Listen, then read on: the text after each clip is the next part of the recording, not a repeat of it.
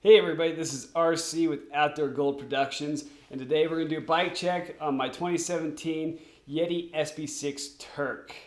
Long story short, this bike was piecemealed together with various components. Links to all these different parts can be found in the description. Most of them will primarily lead you to Worldwide Cyclery, which is one of my favorite online cycling outfits. They provide legendary customer service. Other links will lead you to Backcountry and Jensen. But a quick story. So I started my mountain biking journey with Yeti cycles in December of 2016 when I bought a Yeti SB6C, 2016 model obviously. Unfortunately, that experience didn't last too long before I ended up cracking the seat tube, just right above the switch infinity link. When you go out to buy an expensive frame or carbon bike, note that it could possibly break, and that's not good. Buying from a company with a good reputation in warranty and customer service is very important. And in this case, Yeti really stood behind their product. And with the help of Ruby Canyon Cycles, they replaced my frame. Thanks, Yeti Cycles and Ruby Canyon. Also on this model and current setup, I have a 170mm fork with 150mm of rear travel. Now back to the floor for the rest of our bike check. Now online, Worldwide Cyclery is a dealer of Yetis. And then in town here, Ruby Canyon Cycles, which is a great bike shop, is also Yeti dealer. So I go to those guys for all my issues, and it's just a great shop. Anyway, we'll be starting on the cockpit, working our way back. We'll talk about this whole thing as we move along, and let's start with our handlebars. All right, so our handlebars are RACEFACE 6 carbon bars, and they're really light, stiff. Can't say enough about them. They're great handlebars, and it's a really significant upgrade, although they're going to come at a pretty good cost. And for grips, I have been really into these rev grips. Now I know a lot of you guys are kind of carryovers from my whole enchilada video, and I talk about those briefly. But basically these rev grips are just the next level in grip technology, if you will. They're full suspension grips. They don't actually fit on the handlebars itself. The clamps are on the handlebars, but the grip is free floating, if you will. But the feel of these things is immaculate, and they're just really, really impressive. I got these at Ruby Canyon Cycles here in Grand Junction. You can buy them online. Again, links in the description. That'll probably be the last time I say that. And a little more complicated to set up, but overall, they're just great grips. So look into those. I might do a full review on those in the future someday. Also on my handlebars, I have a dropper post, and I use and run a WOLFTOOTH dropper lever. Now, I had tried the Fox transfer dropper lever in the past. I'm not a big fan. It kind of pinches that cable a little bit, causing some premature wear, in my opinion. But the WOLFTOOTH revolves around the bearing, so it really does a great job of wrapping that cable up and around. It feels great. It's kind of got a textured panel on the side, and basically that gives you really good positive feel on the bike, and you can get it in a bunch of different models. I'm not going to get too ADD on here, but we have SHIMANO XT brake levers, and I'm not going to go into brakes yet. But the important part is that I basically run that spec model, so it's kind of like a crescent, if you will, and it fits in between the clamp of the XT brakes. That really saves some space. I'm already using kind of a lot of space on the grips themselves, and it eliminates the need for extra hex bolts out there. We're going to go back to our stem right here, and I have the ONEUP multi-tool. So you can get this at ONEUP. We're going to kind of show you right here. This is a kind of full assembly, and I will do a future review on this. So like I said earlier, we have a 170mm fork up front. This is a Fox Factory 36 boost. So many numbers. 27.5, all that good stuff. I also bought this on Worldwide Cyclery. It is a shiny orange color, so I think it's kind of an exclusive limited time edition, and it's definitely available to everybody.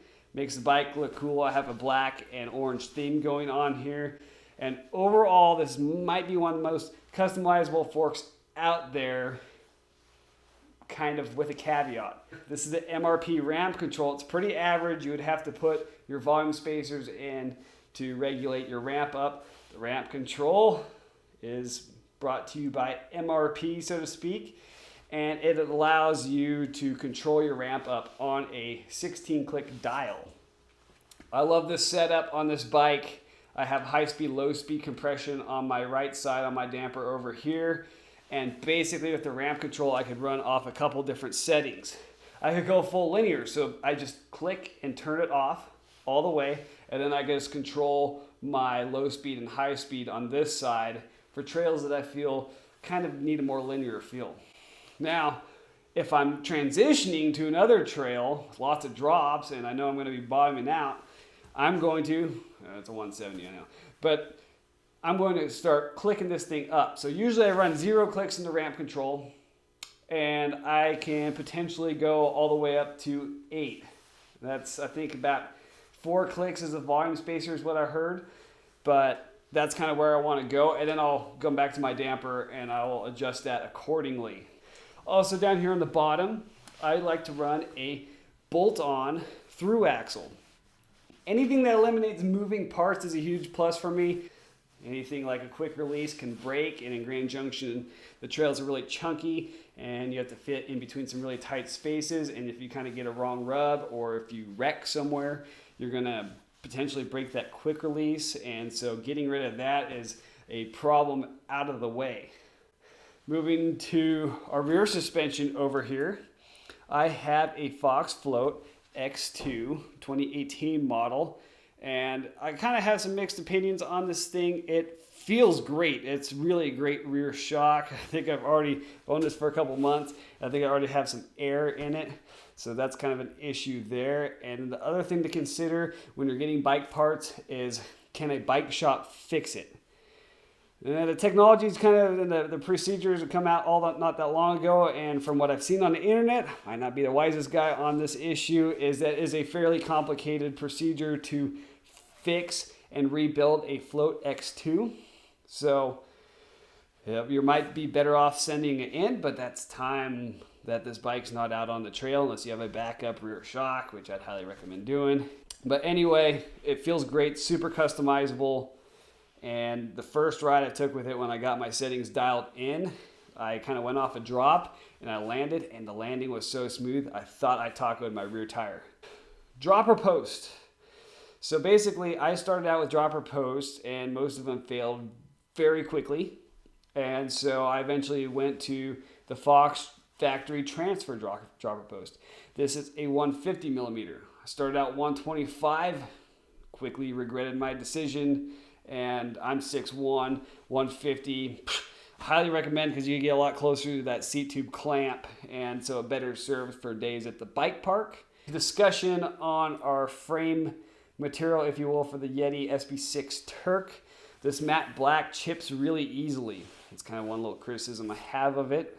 Just mountain biking, you're gonna wreck, you're gonna take rocks, it's gonna chip paint, not a big deal. It's something we all have to live with. But this one, it chips pretty easy. Just leaning on the wrong object and looking at it potentially can do some damage to it. So I got the All Mountain Styles frame protector. And I bought a little thing right here. Basically, it's a really tough frame protector, and it sticks on very well. It's very durable.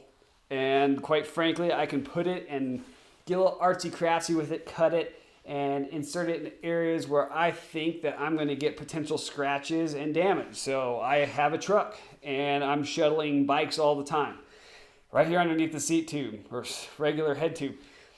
Great spot. Up here, it looks cool. Looks cool there. Other spots where I'm rubbing my feet up against the rear triangle. Other great spots. And talking about points of contact, I have an Ergon. I think this is an SME3 or something like that. Not sure.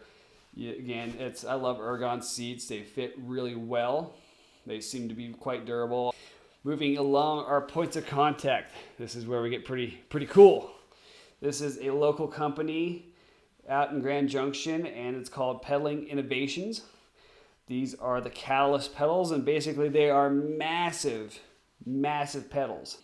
Overall, I've actually been a pretty big fan of these things. I think they're probably more of an application pedal, and what I mean by that is I think they really perform and shine in some areas as compared to others, like long rides and bike park. That will probably be another review another day for products.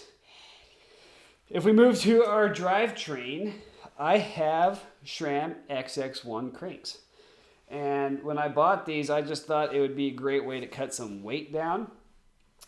But I didn't read the full description on what people thought of them. But the first thing I noticed when I got them out of the boxes and got them on the trail is that they are incredibly stiff. Make sure you put the crank boots on these things, and that helps out a lot with, again, the longevity of the carbon cranks. Also, I have a 34 tooth Sram Eagle chainring. It's there, it's a direct mount, it's the boost types, it's a 3mm offset, and quite frankly, I mean, it's a good chainring. Also, since this is a one-by setup, I have a bash guard, and this is the MRP, I think AMG bash guard, and it's carbon, it's lightweight, it's pretty durable because I've been smacking it around and it's been saving me money. And every time I hit it, I go, oh, I'm glad I have a bash guard and chain guide. And so I've never dropped the chain with this thing. It gets the business done, and I highly recommend getting one, and getting one from MRP. We're gonna come out to our cassette, and basically, even though I had XX1 cranks, this bike was piecemealed together when I put my 2016 model together. I have Sram GX rear derailleur, shifter, and cassette. The one thing I love about this is that this rear derailleur is just, it's tight. It's really tight. It really knocks that chain slap down. The shifting's precise.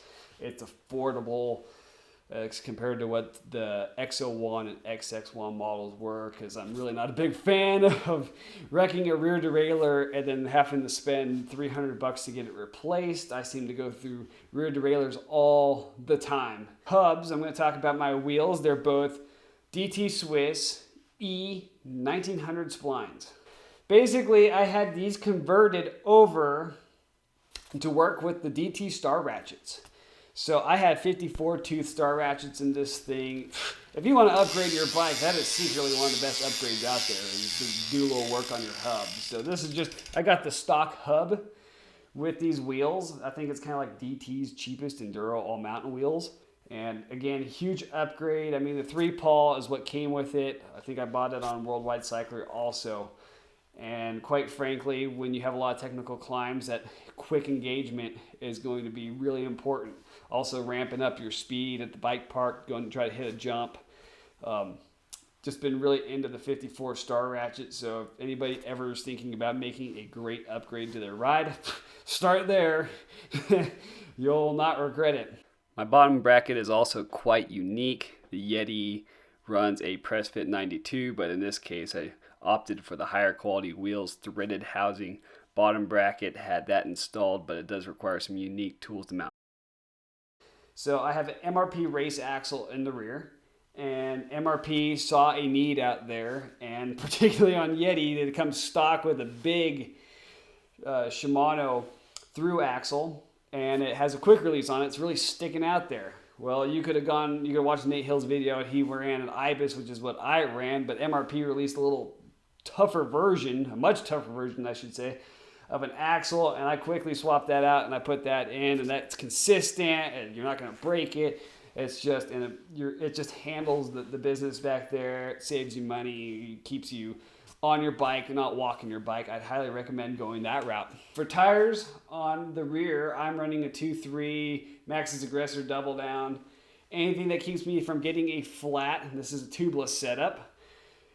The double down, there's a weight penalty. It's like twice as heavy as a regular EXO tire, but I've had 0 flats. On the front, I'm going to sound like everybody else with the enduro and all mountain bike check, is that I have a DHF dual compound in this case, front tire 2.5. We are going to look at our Shimano XT brake levers, and there's a caveat. I've gone with Shimano Z calipers. Basically, when you like to ride a lot of bike park in the summer, the calipers with the quad pistons are really nice to have, get you the stopping power that you need. Somebody can be wrecked in the middle of the trail, or you just need to slow down in a hurry to make a turn. These things seem to do well with the heat. I'm running metallic pads because you get a lot of stopping power. I love that system. I got the little fins on here so they cool down, and they are paired with Shimano XTR Ice Tech rotors. So I got 203 in the front, 180 in the rear. Now, the one issue with a 203 in the front is that for trail riding, it is more susceptible to like kind of popcorn rocks, and one might pop up and bend it. And so you have a lot more area where you can end up with problems. I like it, but I have lost a couple 203 rotors in the front from stuff popping up in the air, sticks and stuff bending it really hard. Obviously in the rear, I got a 180 millimeter, and that's just fine for that particular setup. Finally, the chain that I'm running is just the Sram XX1 Gold chain. I really love Sram chains. They do a really good job. They shift really, really well. And basically, you can't go wrong. I just don't think they shuck the dirt off as well as like some other brands do, but for 12 speed, that's what you get. It's a pretty good chain. Well, I think that's going to do it for my official Yeti SB6 bike check. If you have any questions, leave them down in the comments, and I'll let you know what I think. Might not be worth that much, but I'll let you know what I think. And we will see you on some rides and stuff, and some other component reviews, some drone vlogs. Those are coming down the pike, and hopefully we change the way people watch mountain biking POVs and stuff. Thanks for watching Outdoor Gold's Bike Check. We'll see you next time, and we'll catch you on down the road. Namaste, Narmasters. Later.